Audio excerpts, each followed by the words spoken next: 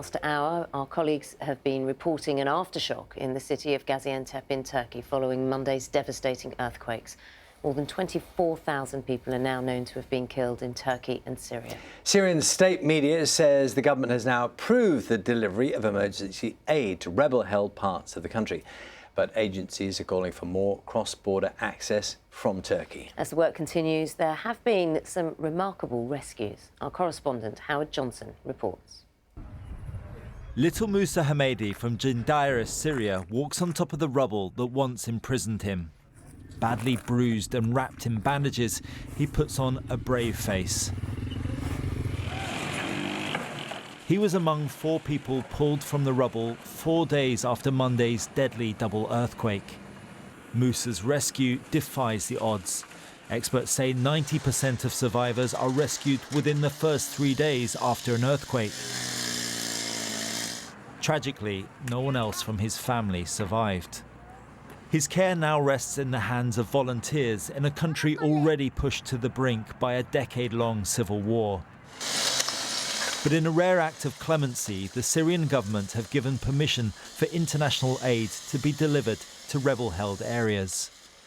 Across the border in Turkey, rescuers in Gaziantep work day and night, acutely aware their window of opportunity is beginning to close.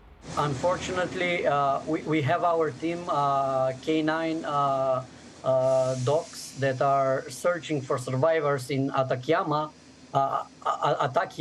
and unfortunately, no luck today. They couldn't find anyone, but we are continuing the search tomorrow, and we are still hoping. And the world is watching. In New York, the Turkish UN mission is busy packing aid and organising its delivery to those most in need. And in the UK, the Disasters Emergency Committee say their earthquake appeal raised £32.9 million on its first day, including £5 million donated by the government. Money that will go to help homeless survivors like Sahir and her son Ronnie Ollie, who miraculously escaped from the 7th floor of this building in Gaziantep. The earthquake was never ending. My son was screaming, but somehow we managed to get down the stairs. A BBC News crew was there to witness mother and son reunited with father. He'd driven for 3 days to get here. This joyous hug, a reminder of the preciousness of life and love. Howard Johnson, BBC News. We're taking you now to Kahramanmaraş. It's a minor city. It's known as Maraş. It's northwest of Gaziantep. Gaziantep, very close, around 20 miles from the epicentre of the earthquakes which struck on Monday morning.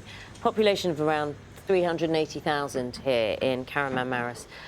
Surrounding area mountainous. The city, though, obviously a commercial area. It produces olive oil, spices, and again another city that was largely destroyed during that earthquake. We've seen pictures now. You can see the rescuers. I mean, we can show you just from above the devastation, the widespread devastation. I mean, the widespread devastation that has hit this city.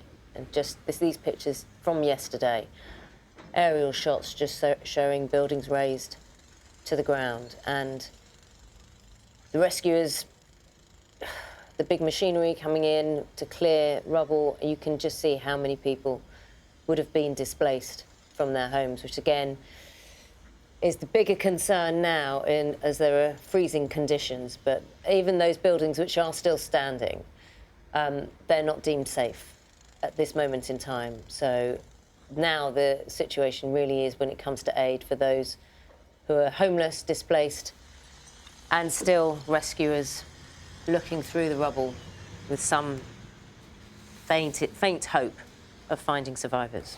Let's speak now to our Middle East correspondent, Tom Bateman, who's in the southern Turkish city of Adana. Tom, good morning to you. I'm just seeing the image behind you now. A couple of things draw my attention. To the left behind you, as we're looking at it, we can see, of course, the heavy machinery work we're familiar with. And then I'm just looking over your other shoulder. I'm seeing clothing hanging out on that balcony there. And it sort of gives a sense of people just trying in some way to carry on living, those who've survived, in any kind of a normal way in such desperate situations. Yeah, well, to start with your first point, Charlie, 5 days and 5 nights these rescuers have been here doing this recovery work. It's incredibly precarious and dangerous. I was speaking to a few of them earlier in the week, and even by a couple of days in, they were absolutely exhausted.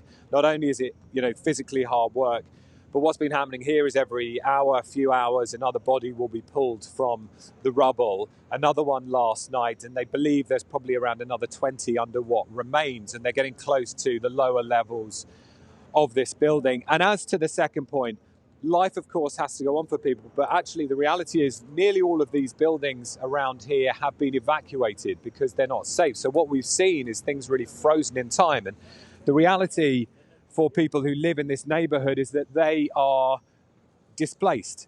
Some have been able to go to camps, but otherwise what we're seeing is a city of street fires, a city of people trying to survive and stay warm at night. And they come to these points because these are their neighbors, these are their friends. We were chatting to some of the people here. One man lived in this building. He happened not to be at home at the time, overnight with his family when the building collapsed. They've been telling us about another friend, a carpenter, and his family that lived in this building, waiting for news. The body was pulled out from under the rubble last night. So it is this continuing grief, appalling news, terrible work for what is now effectively a recovery operation for these workers, and at the same time, this deepening humanitarian crisis. Tom, I know that some of our BBC colleagues are reporting aftershocks even today, I think in the last hour or so, and that's a real worry, isn't it, given what you said already about the precariousness of the buildings and the infrastructure there. What do you know about that? Yeah, I mean, we felt aftershocks here in Adana in the days after the quake. This morning, BBC colleagues, a BBC team in Gaziantep felt their buildings shake quite powerfully around an hour and a half ago. So the aftershocks are continuing. I mean, it's pretty normal for them to happen at a low level in the days and weeks after an earthquake, but the concern is always of those more powerful aftershocks. And as I say, buildings that are already badly damaged, there's the ongoing concern that buildings will collapse. And we saw that in the 24 hours, at least several days after the initial quake itself, that there were buildings still coming down. So you've got residents and people here not only having to evacuate their buildings, but others have simply left. We're told of thousands of people that have tried to get to relatives elsewhere in the country because they don't want to stay in a region where there is still a grave danger.